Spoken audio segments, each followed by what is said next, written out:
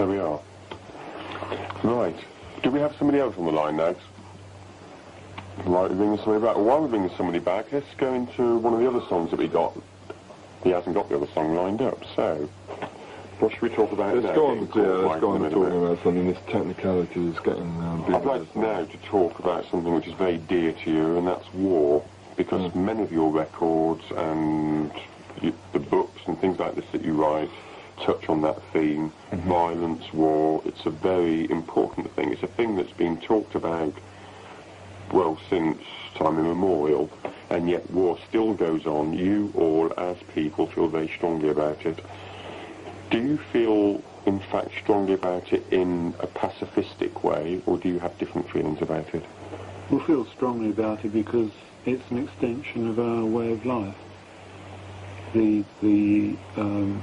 The drive to war must be integrated into the drive of our lives, our everyday home life, sort of relationships with people around us and with our society. And it's trying to make that connection, which is the important connection. People can describe war, they can describe the horrors of war, which is important information to know what actually goes on, because it's in the interest of the state and the corporations to conceal what goes on, what's involved. But to understand that and to make the connection is why we're involved with it. And we were talking earlier on about people at the CND march, going to the CND march and then getting in their Volvo and going off home.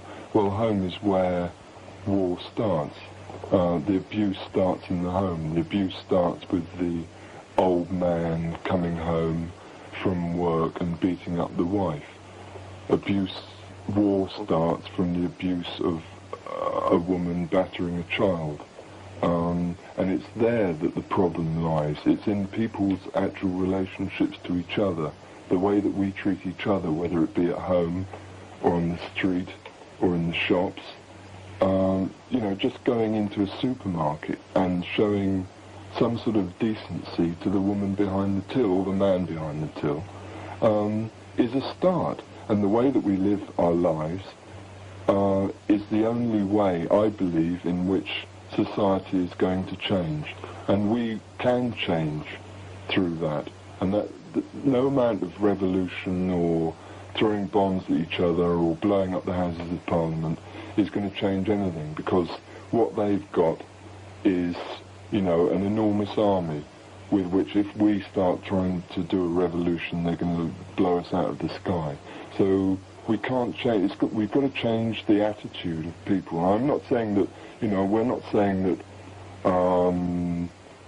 everybody should change, but I believe that people should take the space for themselves to be able to sit down and think about what they're doing, think about their job, think about the way that they treat their wives or their friends or...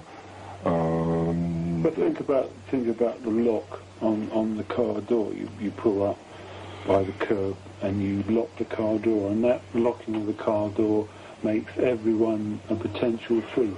And that's no different from the rationale where a nuclear weapon or a conventional weapon or any other sort of horrific sort of organisation or machine makes everyone else into potential enemies. And the pacifist, the argument against pacifism is, what would you do if, an army invaded the country and you actually, you were confronted by somebody shooting at you with a gun? Would you shoot back? Well, I don't think I'd go and play space and you can't talk about hypothesis.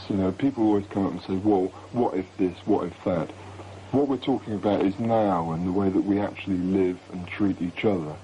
But the way you live and treat each other now means that when you walk out of this studio and go downtown sort of in an hour's time or something like that, that you could find somebody beating the hell out of somebody else down on West Street or something like that You can't just walk by and say, well, peace, man, love, and all this sort of No, understanding. you take responsibility for it and try to stop them. I mean, I find it really But funny. how do you try and stop them? Unless you resort to violence yourself. No, it's not violence. I mean, I'd call myself pacifist, but I'm not prepared to be abused by anybody for that.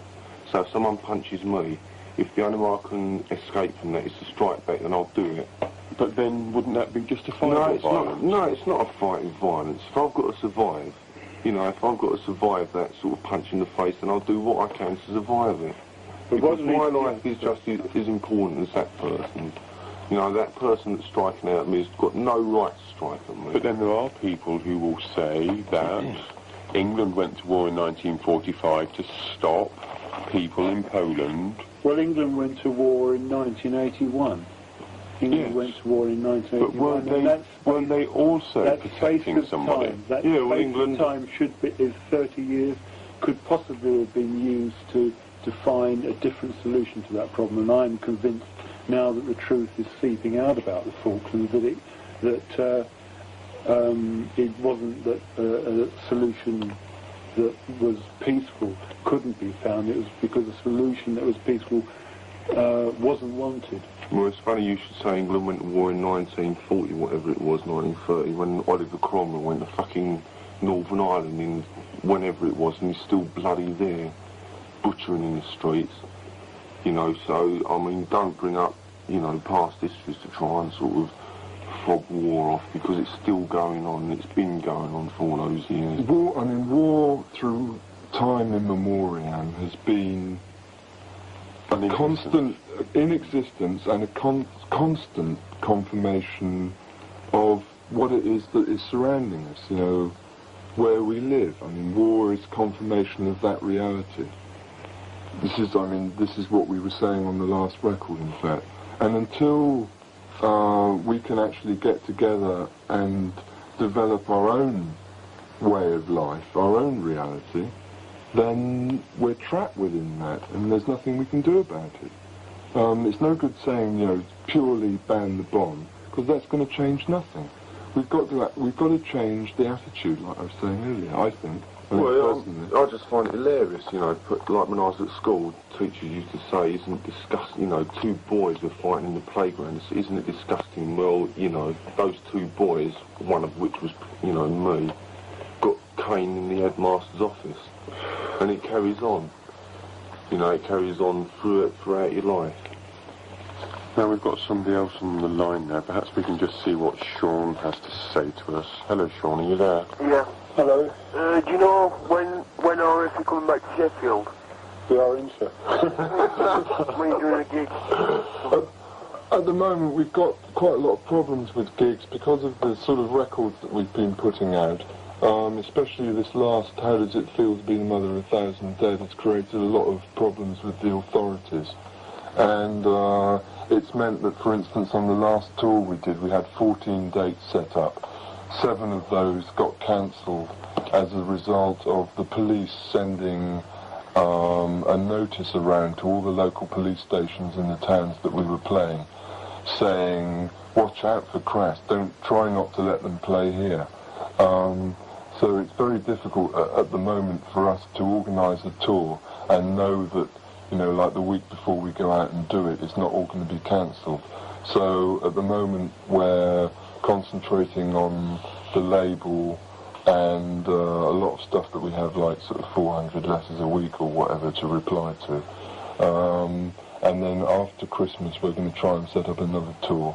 I expect and hope that we will be able to come back to Sheffield. Well, in Sheffield, the lead mill where we played a little while ago has become almost impossible to have punk gigs on because of the conditions imposed by the people organising the lead mill. There was trouble at 1 or 2 gigs, and the conditions now are no bar, 10 security.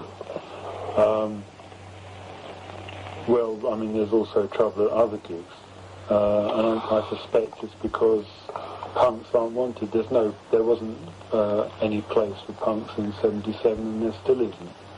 Yeah. So it's difficult to arrange gigs. I mean, we keep trying. But I mean, it's easy to arrange gigs in the standard way of doing it. But I mean, if you want to come to a gig where you immediately get confronted by 1,000 bouncers and charge £3.50 to get in, then yeah, sure, we'll come back and play at the Lead Mill. But we aren't interested in playing those sorts of gigs. We want to play gigs where we don't abuse the people who come along to see us, because that's not what we're doing it for. I mean, the Lead Mill was a great place to play. Yeah, it was a great place to play. I mean, but whether or not we'll be able to come back here, I don't know. Yeah, so if you know of anywhere we can play, give us a... That's the same. I mean, if anybody out there knows where we can play, get in touch with us and we'll come and play there. Yeah. Okay. All right. Thanks for Okay, yeah. Sorry, mate. Bye-bye. All right. Now we've got Kevin, I believe. Yeah. Hello. Hello, mate. Now then, I'd just like to ask you, I like Crass, right, but when we saw you at Hull Yeah, a bit ago, I can't remember when it was, but it wasn't too long ago, yeah, I had this little autograph hunting mate yeah, who kind of goes for all the autographs of these so-called punk stars, yeah. and I believe it was Steve Ignorant and Eve Libertine signed his T-shirt, and if you take this anti-pop star pose, which after all was what punk was about, and yet some of your group signed T-shirts. Come on then, Steve. Yeah. Answer. What about it? Alright, well, at that particular gig, I remember who the bloke was. I mean, I had 2 T-shirts thrown at me, one of which I put on because the one I was wearing got wet, so I put it on. And then the bloke came up afterwards asking for me and said I could keep it. So I said, alright, I'll keep it then. Because I'm white, I'm always glad to get clothes. Then he came back later and said that he wanted it back. And then, I said, well, why do you want it back? And he said, well, because you've been wearing it. So I said, well, what's so important about me wearing, this T-shirt that you've given me anyway? And so, so we got into a really good conversation. And then at the end of it, he said, well, can I have your autograph? And I said, why? What's the difference between me and you? And he said, well, just so I can go and, tell my mates at school that I met you. So you argue about that for another sort of hour after having sweated your guts out on stage. And I mean, I don't know if you, realise how physically and mentally tired you can get after screaming out, whatever, for an hour that we've been on stage, and you get these people who sort of, it's just, to get away from it. So, as far as I'm concerned, it's not, it doesn't matter what bit of paper I write my name on, or anything. I might as well pick up a dog in off the floor and give it to the bloke. Yeah, but surely you should just be like, say, if you're going around with that attitude, surely my autograph should be just as valued as Well, it is, It is. Yeah, it's the bondage. Your name is what you're controlled by, and it's the name that you'll be controlled by the rest of your life. That's what we're caught with. And if someone, there's 2 reasons. Yeah, but the thing is that, I don't think you can make, I just don't think this, Kevin, you can sort of realise the sort of people who sort of hassle. So have your name on a bit of bloody paper. The thing is, there's a whole mystique built up about people coming to get, pop stars' autographs, which we don't agree with. If somebody comes up and asks for our autograph, and we can say, what do you want it for? I'm no better than you are. Why do you want to put my name on the wall, etc., etc. If that then develops into an exchange of ideas, people actually talking to each other on a one-to-one basis, then perhaps the meeting has been of use. But if people insist on getting autographs, then what can you do? All you can say is no, and walk off, which is abusing them through people having abused you. So, if I were to come up and to demand for like 2 hours, which often happens, to have your autograph, what would you do? Yeah, but Crass goes through the pains of talking to their audience. Yeah, that's right. They should express it more, but, There's 2 reasons why people... There's 2 reasons, I think, why people want people's autographs. The first one is to open a conversation with with people in the band, which is good. I mean, because you get beyond that limitation and you can start talking to people. The other reason is to trap us. You know, their names are bondage, and you know, how long do you have to go on before people realise? The reason that most bands spend like the whole time after they've done their half an hour set or whatever, sitting in the dressing room snorting cocaine or whatever, is because, you know, it promotes the star image. You know, it means that they'll have 100 fans clamouring outside to get their autograph. We're not interested in that shit. You know, we're not interested in promoting ourselves as personalities. We're interested in people being able to say and having the space to say what they want to say. And that doesn't come through signing one's autograph. You know, if that then develops, as I said, into a discussion, that's great. But if people refuse to discuss things, what can you do? I mean, I'm not interested in giving my autograph to anyone. Anyway, my autograph means nothing because it's not my real name. The sound you hear in the background is Andy having photographs taken of him. Embarrassing. Yeah, but what I'd like to say is that, I mean, it's exactly the same situation as the T-shirts. You know, I mean, like, you can go into any punk boutique, ooh la la, and buy a Crass T-shirt. And so, I mean, like, someone's dad said to me, don't you think it's pretty bad, all these people making money out of what you've created, you know, to selling your T-shirts? And so the only answer I could give was that if people are stupid enough to buy them, and that's their tough shit. And if people, in a sense, you know, if people catch me at a weak moment, you know, when I'm tired or whatever, and I want to, you know, I don't particularly want to talk about a bloody name, for example, on a bit of paper.